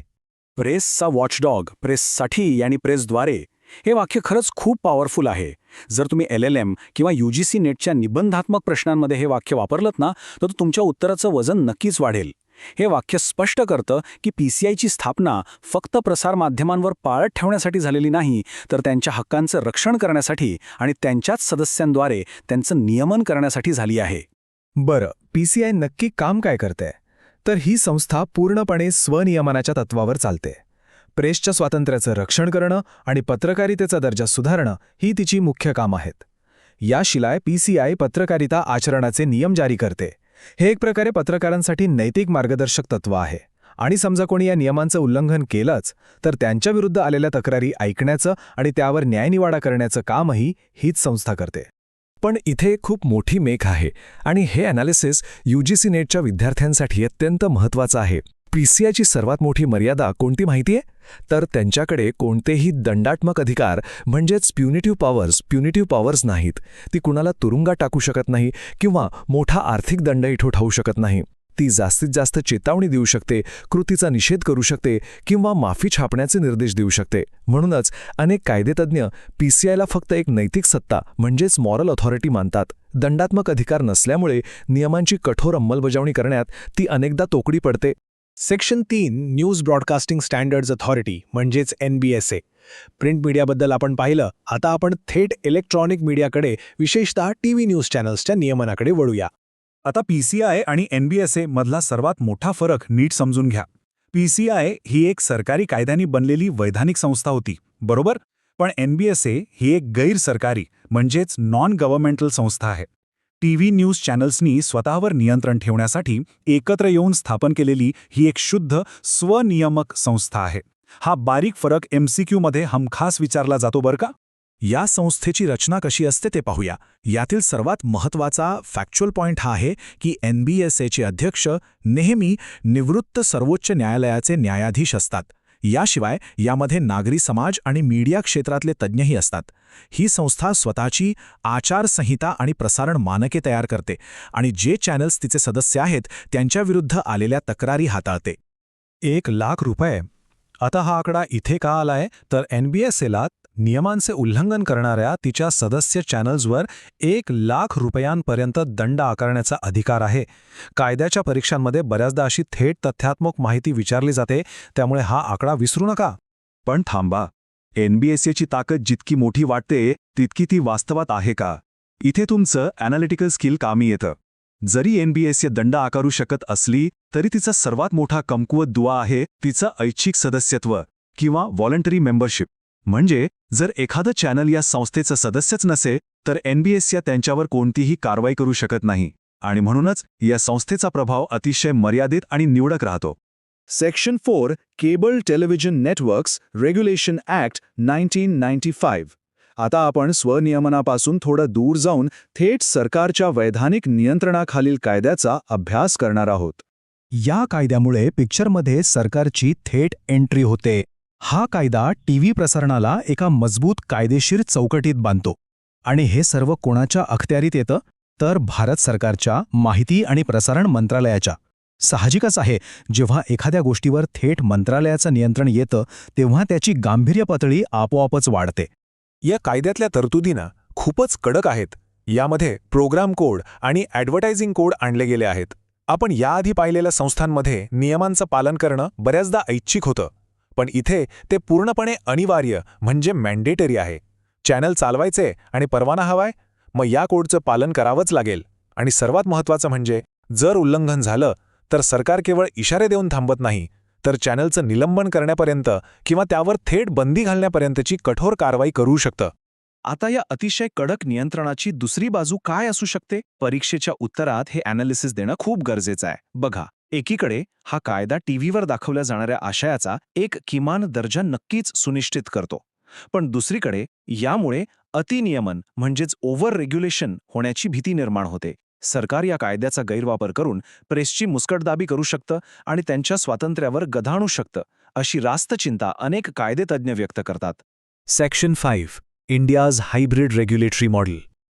आतापर्यंत आपण 3 वेगवेगळ्या संस्था आणि कायदे पाहिले. आता या सर्वांना एकत्र करून भारताचं संपूर्ण कायदेशीर फ्रेमवर्क कसं काम करतं ते थोडक्यात पाहूया. सोप्या भाषेत सांगायचं तर भारताचं मॉडेल हे हायब्रिड म्हणजेच संमिश्र आहे. एका बाजूला स्वनियमन आहे, ज्यामध्ये PCI आणि NBSA येतात. यांचं स्वरूप मुख्यतः नैतिक आणि बऱ्यापैकी ऐच्छिक आहे. आणि दुसऱ्या बाजूला वैधानिक नियमन आहे, ज्यामध्ये केबल TV कायदा आणि माहिती व प्रसारण मंत्रालय येतं. हे पूर्णपणे कायदेशीर आणि सक्तीचं आहे. हेच हायब्रिड मॉडेल मीडियाचं स्वातंत्र्य आणि कायदेशीर बांधिलकी यांच्यात सुवर्णमध्य साधण्याचा प्रयत्न करतं. Section 6 quick revision summary. चला, आपण आजच्या विश्लेषणाच्या अंतिम टप्प्यात आलो आहोत. परीक्षेत जाण्यापूर्वी अगदी वेळेवर उजळणी करण्यासाठी हे मुद्दे एकदम परफेक्ट आहेत. हे 5 मुद्दे अजिबात विसरू नका. भारतीय पत्रकारितेचं मॉडेल हायब्रिड आहे. प्रिंट मीडियासाठी असलेली PCI ही वैधानिक आणि निमन्यायिक आहे, पण तिला शिक्षा करण्याचा अधिकार नाही. TV न्यूजसाठी असलेली NBSA स्वनियामक आहे. ती 1,00,000पर्यंत दंड करू शकते, पण तिचं सदस्यत्व ऐच्छिक आहे. आणि केबल TV कायदा हा पूर्णपणे वैधानिक असून तिथे नियमांचं कठोर पालन बंधनकारक आहे. या संपूर्ण व्यवस्थेचा एकच उद्देश आहे, स्वातंत्र्याला जबाबदारीची जोड देणे. जाता जाता एक अत्यंत महत्त्वाचा प्रश्न मी तुमच्यासाठी सोडून जातोय. नैतिक स्वनियमन खरंच मीडियाचा भडकपणा थांबवू शकतं की कठोर कायद्याचा बडगा उगारणे हाच आता एकमेव पर्याय उरलाय? LLMच्या निबंधात किंवा मुलाखतींमध्ये तुम्हाला यावर तुमचं स्वतःचं ठाम मत मांडता आलंच पाहिजे, त्यामुळे यावर नक्की विचार करा. आजच्या या विश्लेषणात सहभागी झाल्याबद्दल खूप खूप धन्यवाद.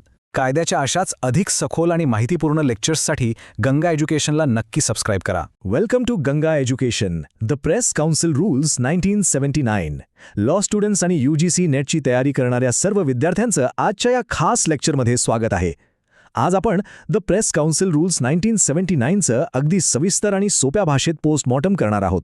या नियमांच्या पाठीमागे नेमकी प्रशासकीय यंत्रणा कशी चालते हे आज आपण अशा पद्धतीने समजून घेणार आहोत की परीक्षेला कोणताही प्रश्न आला तरी तो तुम्हाला सहज सोडवता येईल. चला तर मग वेळ न घालवता थेट सुरुवात करूया. आजच्या आपल्या विश्लेषणाचा रोडमॅप अतिशय क्लिअर आहे. सगळ्यात आधी आपण बेसिक डेफिनेशन्स क्लिअर करू. त्यानंतर चेअरमन आणि मेंबर्स यांच्यात नेमका काय फरक आहे ते बघू. मग काउन्सिलमध्ये भरती म्हणजेच रिक्रुटमेंट कशी होते हे जाणून घेऊ.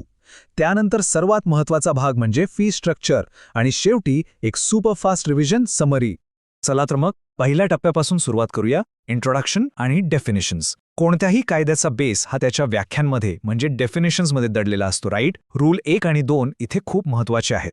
आता रूल 2 मध्ये 2 अतिशय महत्त्वाच्या व्याख्या दिलेल्या आहेत. पहिली म्हणजे ॲक्ट. इथे ॲक्ट म्हणजे द प्रेस काउन्सिल ॲक्ट 1978 आणि दुसरी व्याख्या म्हणजे सेक्रेटरी, ज्याचा अर्थ आहे स्वतः काउन्सिलचे सेक्रेटरी. आता इथे एक अत्यंत महत्त्वाची गोष्ट लक्षात ठेवा, जी MCQ मध्ये हमखास विचारली जाते. ते म्हणजे 1979चे हे सगळे नियम 1978च्या मुख्य कायद्याच्या सेक्शन 25 मधून आपले अधिकार मिळवतात. हा पॉइंट एकदम डोक्यात फिट बसून ठेवा. आता दुसऱ्या सेक्शनकडे वळूया. काउन्सिलचे चेअरमन आणि नॉन ऑफिशियल मेंबर्स या दोघांना मिळणारे भत्ते आणि त्यांच्या सर्व्हिस कंडिशन्समध्ये जमीन आसमानाचा फरक आहे. तो काय आहे ते बघूया.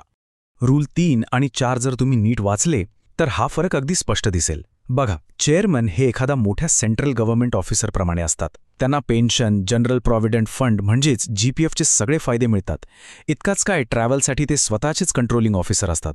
पण दुसरीकडे जे नॉन ऑफिशियल मेंबर्स असतात त्यांना फक्त 1000 रुपये डेली सिटिंग फी मिळते. आणि हो, त्यांच्या प्रवासावर आणि इतर खर्चांवर अतिशय कडक निर्बंध असतात. 10,000 हा आकडा पाहिलात? परीक्षेसाठी हा आकडा अत्यंत महत्त्वाचा आहे. रूल 4 मध्ये स्पष्ट सांगितलंय की जरी नॉन ऑफिशियल मेंबर्सना रोजची 1000 रुपये सिटिंग फी मिळत असली तरी ती एका महिन्यात कोणत्याही परिस्थितीत 10,000 रुपयांपेक्षा जास्त असू शकत नाही. ही अप्पर लिमिट आहे. एक्झामिनर तुम्हाला इथेच कन्फ्यूज करण्याचा प्रयत्न करतील, त्यामुळे ही 10,000ची कॅप अजिबात विसरायची नाही. पण एक चांगली गोष्ट अशी आहे की भत्त्यांमध्ये कितीही फरक असला तरी प्रवासाच्या बाबतीत दोघांनाही समान वागणूक मिळते. चेअरमन असोत किंवा इतर मेंबर्स, दोघांनाही कामानिमित्त विमानाने म्हणजेच एअर ट्रॅव्हल किंवा फर्स्ट क्लास AC ट्रेनने प्रवास करण्याचा पूर्ण अधिकार आहे. म्हणजे इथे स्टँडर्ड्स अगदी हाय क्लास ठेवण्यात आलेले आहेत. आता आपण सेक्शन 3 कडे येऊया, जो आहे रिक्रुटमेंट आणि सर्व्हिस कंडिशन्स. काउन्सिलचा कारभार चालवायला माणसं तर लागतीलच ना. मग ही भरती नेमकी होते कशी हे आपल्याला रूल 5 ते 8A मध्ये बघायला मिळतं. रूल 5 नुसार स्टाफची भरती 3 मुख्य मार्गांनी केली जाते. पहिला मार्ग म्हणजे डायरेक्ट रिक्रुटमेंट, पण इथे एक अट आहे. ग्रुप C आणि Dच्या जागांसाठी एम्प्लॉयमेंट एक्सचेंजचा वापर करणं सक्तीचं आहे. दुसरा मार्ग म्हणजे प्रमोशन, जे आतल्या आत होतं. आणि तिसरा मार्ग म्हणजे इतर सरकारी ऑफिसमधून कर्मचाऱ्यांना डेप्युटेशन किंवा ट्रान्सफरवर बोलावणं. रूल 5, 6 आणि 7 मध्ये प्रशासनावर काही कडक नियम लादले आहेत. समजा इमर्जन्सी आली तर चेअरमन ॲडहॉक अपॉइंटमेंट करू शकतात, पण फक्त 6 महिन्यांसाठीच, त्यापेक्षा एकही दिवस जास्त नाही. त्यानंतर काउन्सिलला सरकारी SC/ST रिझर्वेशन पॉलिसीचं 100% पालन करावंच लागतं. आणि हो, कोणालाही नोकरीवर घेण्यापूर्वी त्यांचं मेडिकल आणि कॅरेक्टर व्हेरिफिकेशन करणं अगदी कंपल्सरी आहे. 60 हा आणखी एक एक्झाम फेवरेट आकडा. LLB आणि नेटच्या पेपरमध्ये हे वारंवार विचारलं जातं. रूल 8A नुसार काउन्सिलच्या कर्मचाऱ्यांचं रिटायरमेंटचं वय हे फिक्स 60 वर्ष आहे. हा एक सरळ आणि सोपा फॅक्ट आहे जो तुम्हाला हमखास मार्क्स मिळवून देईल. आता वळूया सेक्शन 4 कडे, द फी स्ट्रक्चर. एवढं मोठं काउन्सिल चालवायचं तर पैसा कुठून येणार? रूल 10 मध्ये हे स्पष्ट केलंय की ही फीस न्यूजपेपर्सच्या सर्क्युलेशन डेटावर अवलंबून असते. हे कसं काम करतं ते पाहूया. जर आपण टॉप सर्क्युलेशनवाल्या पेपर्सकडे पाहिलं, म्हणजे ज्या डेली पेपरचं सर्क्युलेशन 5 लाखांपेक्षा जास्त आहे, त्यांना वर्षाला थेट 25,000 रुपये फी भरावी लागते. जर सर्क्युलेशन 2.5 लाख ते 5 लाखांच्या दरम्यान असेल तर फी 18,000 रुपये असते. लॉजिक एकदम सिंपल आहे. पेपर मोठा, सर्क्युलेशन जास्त, तर काउन्सिलला द्यावी लागणारी फी पण जास्त.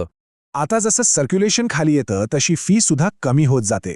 बघा, 1.5 लाख ते 2.5 लाख सर्क्युलेशनसाठी डेली फी 12,000 रुपये आहे आणि जर अगदी 25 ते 75 हजारांच्या रेंजमध्ये पेपर असेल तर त्यांना फक्त 6,000 रुपये भरावे लागतात. फीमधला हा उतरता क्रम काउन्सिलच्या फंडिंगचा खरा आधार आहे. आता हे झालं न्यूजपेपर्सच्या बाबतीत, पण न्यूज एजन्सीजचं काय? त्यांच्यासाठी वेज बोर्डाच्या क्लासिफिकेशननुसार फी ठरते. क्लास 1 न्यूज एजन्सीला 25,000 रुपये, क्लास 2ला 15,000 रुपये आणि उरलेल्या इतर सर्व एजन्सीजना 10,000 रुपये वार्षिक फी द्यावी लागते. हा डिफरन्स लक्षात ठेवा. आता ही फी कधी आणि कशी भरायची? रूल 10च्या नोट्समध्ये अतिशय कडक वॉर्निंग आहे. नोटीस मिळाल्यापासून बरोबर 30 दिवसांच्या आत ही फी भरणं अनिवार्य आहे आणि ते सुद्धा फक्त डिमांड ड्राफ्टनेच. कॅश किंवा इतर प्रकार चालत नाहीत. हे छोटे छोटे कंप्लायन्सेसचे नियम परीक्षेत अचानक विचारले जातात तेव्हा आपली विकेट जाऊ नये म्हणून हे व्यवस्थित लक्षात ठेवा. चला, फायनल टप्पा, सेक्शन 5, क्विक रिव्हिजन समरी. आत्तापर्यंत आपण जे काही बघितलं ते सगळं परीक्षेच्या दृष्टीने एकाच ठिकाणी फास्ट ट्रॅकवर कन्सॉलिडेट करूया. हे एक्झाम टेकअवेज तुमचे हुकमी हक्के आहेत. पटापट बघूया. 1. या नियमांना प्रेस काउन्सिल ॲक्ट 1978 मधून ताकद मिळते. 2. चेअरमॅनला सेंट्रल गव्हर्नमेंट लेव्हलचे सगळे फायदे मिळतात.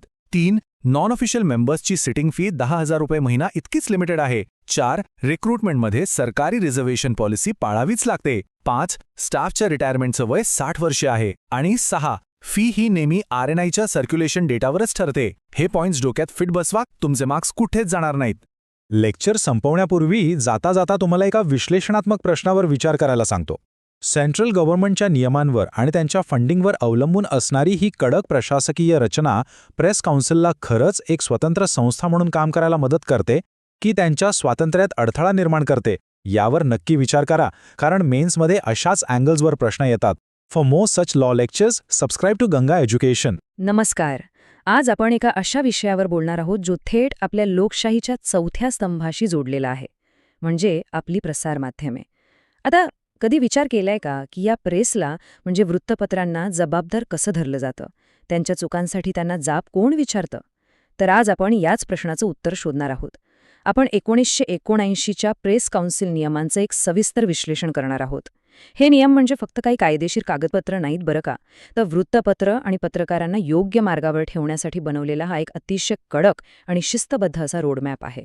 चला तर मग थेट विषयाला सुरुवात करूया. आता आजच्या या विश्लेषणात आपण काय काय पाहणार आहोत ते थोडक्यात सांगतो. आपण एका काल्पनिक तक्रारीचा प्रवास अगदी सुरुवातीपासून ते शेवटच्या निकालापर्यंत कसा होतो ते बघणार आहोत. यात आपण पहिल्यांदा काही महत्त्वाच्या व्याख्या समजून घेऊ, मग एक वैध तक्रार कशी दाखल करायची ते पाहू, त्यानंतर नोटीस आणि लेखी निवेदनांची प्रक्रिया, प्रत्यक्ष चौकशी कशी होते आणि शेवटी काही विशेष आणि अपवादात्मक प्रकरणांबद्दल आपण माहिती घेणार आहोत. चला आपल्या पहिल्या भागापासून सुरुवात करूया, व्याख्या आणि महत्त्वाच्या संज्ञा. आता बघा, कोणीही उठून तक्रार करण्याआधी हे समजून घेणं खूप गरजेचं आहे की प्रेस काउन्सिलच्या अधिकारात नेमकं काय काय येतं. आता इथे मजकूर म्हणजे काय याची दिलेली कायदेशीर व्याख्या खूपच रंजक आहे. बऱ्याचदा आपल्याला वाटतं की तक्रार फक्त छापून आलेल्या शब्दांबद्दलच असू शकते, पण तसं अजिबात नाहीये.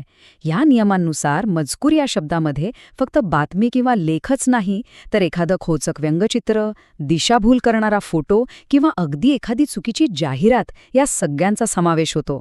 म्हणजे थोडक्यात काय, तर यापैकी कोणत्याही माध्यमाने पत्रकारितेच्या नैतिकतेचं उल्लंघन केलं तर त्यांच्यावर नक्कीच कारवाई होऊ शकते. आणि ह्या सर्व गोष्टींचा पाया किती भक्कम आहे हे तुम्हाला इथे दिसेल. हे आहे मूळ 1969च्या राजपत्रातील म्हणजे गॅझेटमधील अधिसूचनेचं पान, जिथे या व्याख्या अधिकृतरित्या मांडल्या गेल्या आहेत. हे कायदेशीर शब्द या संपूर्ण प्रक्रियेचा पाया आहेत. ह्याच व्याख्या ठरवतात की एखादी तक्रार खरोखरच काउन्सिलच्या दारात उभी राहू शकते की नाही. आता येऊया आपल्या दुसऱ्या टप्प्याकडे, वैध तक्रार दाखल करणे. आता लक्षात घ्या, एखादी बातमी आक्षेपार्ह वाटली म्हणजे आपण लगेच थेट काउन्सिलकडे धाव घेऊ शकत नाही. इथले नियम खूप कडक आहेत. नियमानुसार तक्रारदाराला सर्वात आधी संबंधित वृत्तपत्र किंवा संपादकाशी स्वतःहून थेट संपर्क साधावा लागतो. त्यांना तो मजकूर का चुकीचा वाटतोय याची सगळी कारणं पुराव्यासह द्यावी लागतात. आणि सर्वांत महत्त्वाची गोष्ट म्हणजे कौन्सिलकडे अधिकृत तक्रार करताना याआधी तुम्ही केलेल्या पत्रव्यवहाराचा पूर्ण पुरावा सोबत जोडावाच लागतो. यामागचा उद्देश हाच आहे की प्रकाशकाला आपली चूक सुधारण्याची किमान पहिली संधी तरी मिळावी. आता इथे बघा, मूळ दस्तऐवजातील नियम 3 हा अक्षरशः एका कडक चेकलिस्टसारखं काम करतो. तुमची तक्रार 2 प्रतींमध्ये दाखल असणं गरजेचं आहे आणि जर समजा हे प्रकरण एखाद्या पत्रकाराच्या व्यावसायिक गैरवर्तणुकीचं असेल तर त्यासंबंधीचे सर्व पुरावे आणि तथ्य अतिशय स्पष्टपणे मांडले गेले पाहिजेत, हे हा नियम अगदी ठणकावून सांगतो. आता या संपूर्ण प्रक्रियेत एक टिकलिंग क्लॉक असतं, म्हणजे वेळेची मर्यादा, आणि ती खूप निर्णायक असते. जर तो आक्षेपार्ह मजकूर रोजच्या वर्तमानपत्रात, वृत्तसंस्थेत किंवा साप्ताहिकात आला असेल तर तुम्हाला 2 महिन्यांच्या आतच तक्रार दाखल करणं अनिवार्य आहे. इतर प्रकाशनांसाठी हीच मुदत 4 महिन्यांची असते. ही मर्यादा यासाठी ठेवली आहे की जुने आणि कालबाह्य झालेले वाद उगाचच पुन्हा उकरून काढले जाऊ नयेत. आणि हो, ह्या प्रक्रियेत आणखी एक खूप मोठी आणि महत्त्वाची अट आहे.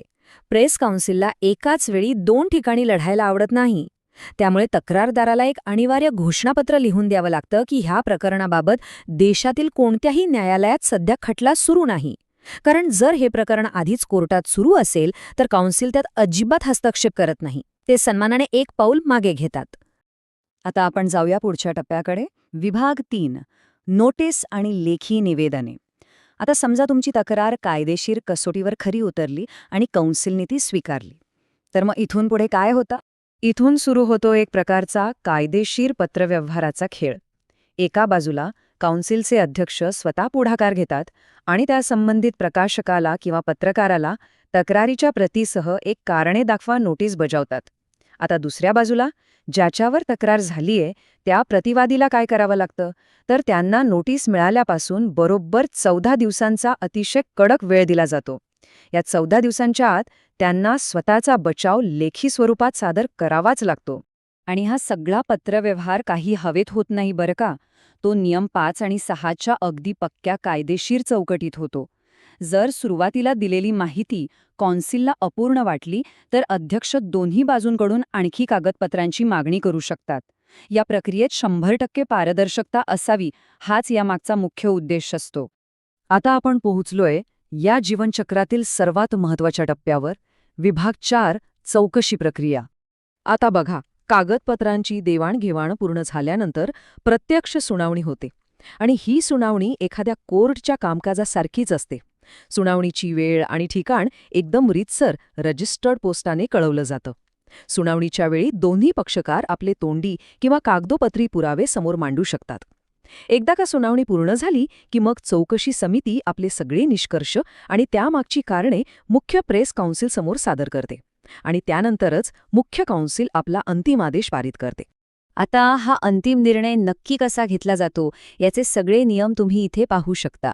हे मूळ दस्तऐवज अगदी स्पष्ट करतात की संपूर्ण काउन्सिलचा निर्णय हा अंतिम असतो, पण तो घेताना लोकशाही मूल्यांचं अगदी काटेकोरपणे पालन केलं जातं. आणि इथे लोकशाही म्हणजे काय, तर बहुमताचा नियम. प्रत्येक निर्णय हा नेहमी बहुमतानेच घेतला जातो. पण समजा मते समान विभागली गेली तर काय? अशा वेळी काउन्सिलच्या अध्यक्षांना आपलं निर्णायक मत म्हणजेच कास्टिंग वोट देण्याचा विशेष अधिकार असतो. आणि यातली आणखी एक भारी गोष्ट म्हणजे जर एखाद्या सदस्याचा त्या प्रकरणाशी काही वैयक्तिक किंवा व्यावसायिक संबंध असेल तर त्याला त्या सुनावणीत भाग घ्यायला आणि मतदान करायला सक्त मनाई असते.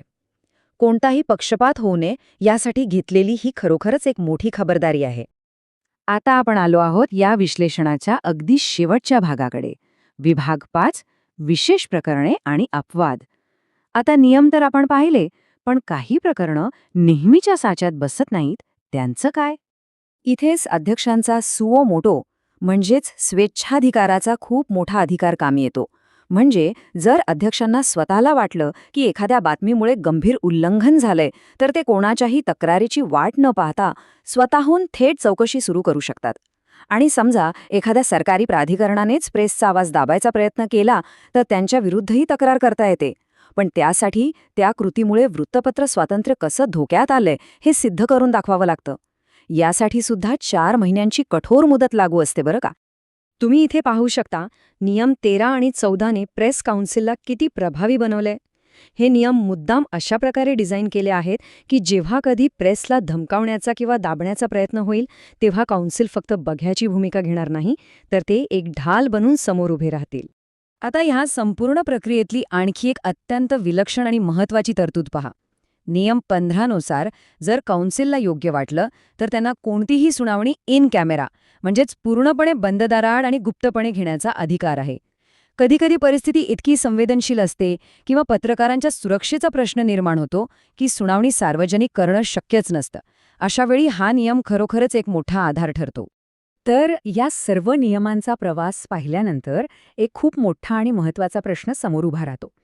एकीकडे गुप्त चौकशी करण्याचे आणि स्वतःहून कारवाई सुरू करण्याचे इतके व्यापक अधिकार आहेत, तर दुसरीकडे लोकशाहीत अपेक्षित असणारी सार्वजनिक पारदर्शकता आहे. मग प्रेस काउन्सिल या दोन्ही गोष्टींमध्ये योग्य समतोल कसा साधत असेल? वृत्तपत्र स्वातंत्र्य आणि जबाबदारी यांची सांगड घालणारी ही संपूर्ण प्रक्रिया खरोखरच विचार करायला लावणारी आहे नाही का? यावर नक्की विचार करा. या माहितीपूर्ण विश्लेषणात आज माझ्यासोबत सहभागी झाल्याबद्दल खूप खूप धन्यवाद. Welcome to Ganga education. आजचं आपलं हे विश्लेषण एका अत्यंत युनिक टॉपिकवर आहे. प्रेस काउन्सिल ॲक्ट 1978 आणि डिजिटल मेटाडेटा. म्हणजे बघा, आपण फक्त या कायद्याची कलमे वाचणार नाही आहोत, तर एका ऐतिहासिक कायद्याचा ऑनलाईन शोध घेताना पडद्यामागे कसं आधुनिक तंत्रज्ञान आपलं ट्रॅकिंग करत असतं हे आपण समजून घेणार आहोत. एक्साइटिंग वाटतंय ना? चला तर मग सुरू करूया. आता गंमत बघा, आपण इंटरनेटवर शोधतोय 1978 सालचा जुना कायदा, बरोबर? पण जसे आपण तो ऑनलाईन वाचायला जातो तसे आपण एका क्षणात आजच्या अत्यंत प्रगत अशा डिजिटल ट्रॅकिंगच्या जाळ्यात प्रवेश करतो. म्हणजे विचार करा, 1978चा ऐतिहासिक दस्तऐवज आणि आजचं मॉडर्न डेटा ट्रॅकिंग या दोन्हींची कशी एकदम अनपेक्षित सांगड घातली गेलीय. एका साध्या क्लिकवर आपण भूतकाळातून थेट भविष्यातील तंत्रज्ञानात कसे जातो हे खरंच थक्क करणार आहे. इंटरनेटवर उपलब्ध असलेल्या ह्या प्रेझेंटेशनचं एक्झॅक्ट टायटल आहे the press council act 1978 PPT. आता एक गोष्ट आवर्जून नोटीस करण्यासारखी आहे. जेव्हा आपण ह्या लिंकवर क्लिक करतो तेव्हा आपण त्याच पानावर राहत नाही. मूळ स्रोतानुसार सिस्टीम आपल्याला एका नवीन विंडोमध्ये किंवा पूर्णपणे बाहेरील वेबसाईटवर घेऊन जाते. म्हणजे मूळ कायदेशीर माहिती मिळवायला जावं तर एक वेगळाच डिजिटल रस्ता आपल्याला पकडावा लागतो. हे सगळं का होतंय? चला पुढे बघूया. आता वळूया आजच्या मुख्य विषयाकडे, म्हणजेच वेबसाईट ट्रॅकिंग तंत्रज्ञान. ह्या वेबसाईटने तुम्हाला प्रेझेंटेशन दाखवण्यासाठी पडद्यामागे नेमकं काय काय सुरू ठेवलंय माहितीये? त्यांनी स्पष्टपणे 4 गोष्टींची यादीच दिलीये. पहिली म्हणजे अत्यावश्यक साईट कार्यक्षमता, म्हणजे वेबसाईट चालण्यासाठी लागणाऱ्या बेसिक कुकीज. इथपर्यंत ठीक आहे. पण दुसरी गोष्ट आहे परफॉर्मन्स कुकीज, ज्या साईटचा वेग आणि कामगिरी मोजतात. तिसरी आहे पर्सनलायझेशन, म्हणजेच वैयक्तिकीकरण. आणि चौथी सगळ्यात महत्त्वाची गोष्ट टार्गेटेड ॲडव्हर्टायझिंग, म्हणजेच लक्षित जाहिरात. म्हणजे आपण फक्त एक साधी PPT बघायला गेलोय, पण त्यासाठी आपल्याला ह्या पूर्ण कमर्शियल ट्रॅकिंगच्या चक्रातून जावंच लागतं. हा विरोधाभास खरंच विचार करायला लावणारा आहे. बघा, एका बाजूला आपण द प्रेस काउन्सिल ॲक्ट 1978 सारख्या गंभीर, ऐतिहासिक आणि कायदेशीर दस्तऐवजाचा अभ्यास करतोय, आणि अगदी त्याच क्षणी दुसऱ्या बाजूला काय चाललंय तर तुमचं पर्सनलायझेशन आणि टार्गेटेड जाहिरातींचं भलं मोठं व्यावसायिक ट्रॅकिंग. म्हणजे ज्ञानाचा शोध घेताना व्यावसायिक ट्रॅकिंग कसं आपली सावली बनून राहतं याचं हे एकदम अचूक उदाहरण आहे. आता या सगळ्या ट्रॅकिंगला समजून घेण्याचा मार्ग म्हणजे प्रायव्हसी पॉलिसी लिंक. साहजिकच आपल्या मनात विचार येतो की आपला डेटा नेमका कसा वापरला जातोय. हे समजून घेण्यासाठी वेबसाईटने एक ठराविक लिंक दिलेली असते, ज्याला आपण प्रायव्हसी पॉलिसी किंवा गोपनीयता धोरण म्हणतो. म्हणजे जर तुम्हाला वेबसाईटच्या कुकीज आणि ट्रॅकिंग टेक्नॉलॉजीबद्दल अधिक जाणून घ्यायचं असेल तर तुम्हाला त्या निर्धारित लिंकवर जावं लागतं. हेच ते ठिकाण आहे जिथे तुमचा डेटा कसा गोळा केला जातो याचे सगळे नियम दिलेले असतात. आणि या विश्लेषणाच्या शेवटी एक अगदी कळीचा प्रश्न उभा राहतो. ऐतिहासिक आणि कायदेशीर प्रेझेंटेशन पाहताना वेबसाईट सुरळीत चालण्याच्या गरजेपोटी लक्षित जाहिराती म्हणजेच टार्गेटेड ॲडव्हर्टायझिंगचा समावेश करणं खरंच योग्य आहे का? विचार करा. आपण फक्त कायदा वाचायला आलोय, मग तिथे जाहिरातींसाठी आपलं ट्रॅकिंग का व्हावं? हे डिजिटल वास्तव आपण सगळ्यांनीच समजून घ्यायला हवं आणि यावर नक्कीच गांभीर्याने विचार व्हायला हवा. For more such law lectures, subscribe to Ganga education. पुन्हा भेटूया अशाच एका माहितीपूर्ण विश्लेषणासह. हे सत्र पाहिल्याबद्दल धन्यवाद. हा व्याख्यान उपयुक्त वाटला असल्यास कृपया लाईक करा, शेअर करा आणि गंगा एज्युकेशनला सबस्क्राईब करा. अशाच महत्त्वपूर्ण कायदेविषयक व्याख्यानांसाठी आमच्याशी जोडलेले रहा.